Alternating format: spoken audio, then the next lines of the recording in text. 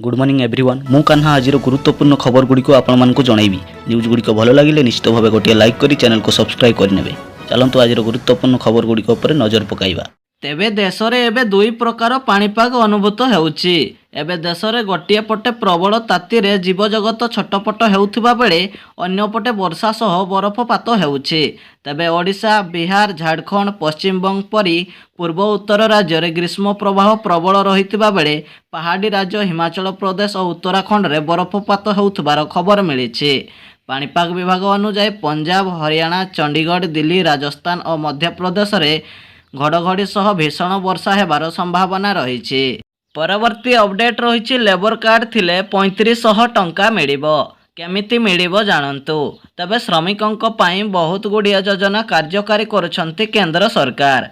आउ एही योजना गुड़िक विषय रे अधिकांश लोक जानि नथिबारु एहार लाभ उठाई पारंती नाही। किंतु सरकार द्वारा श्रमिकों को दिया जाइथिबा लेबर कार्ड द्वारा एबे सरकार 3500 टंका जगाई दउछंती।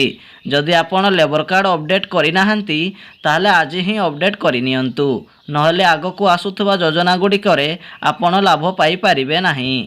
परवर्ती अपडेट रही आसंता मासरे मैट्रिक रिजल्ट घोषणा हेबो। तेबे सीबीएसई दशम परीक्षार्थी पाई खुशी खबर आसी अछि।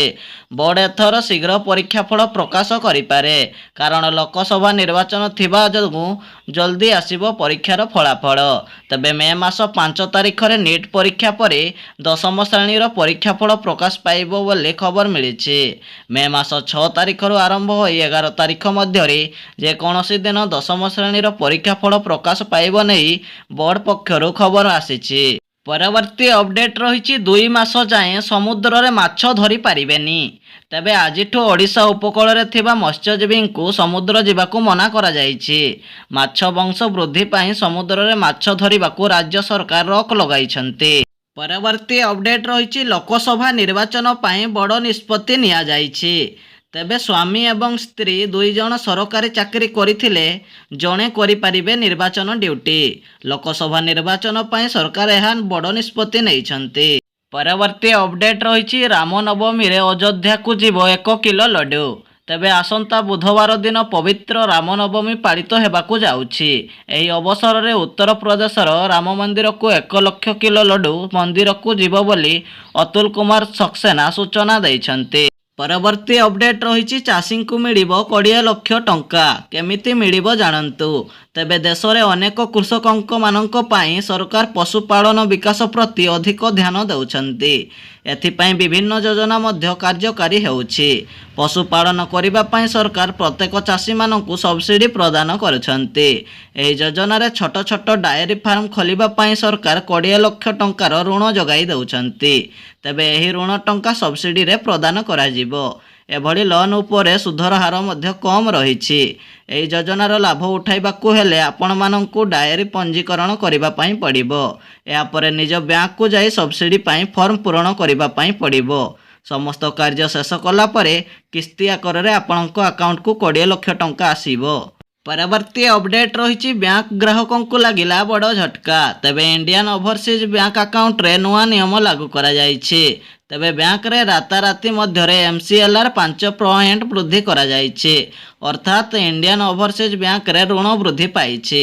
गत 3 मास रे सुधर हार 8.4% थिला, किंतु वर्तमान यह 8.45% रे सुध देबा पाई पड़िबो। तेणु जेउ माने बैंक रो ऋण नैछन्ति सेमानकू बड़ झटका लागिछि।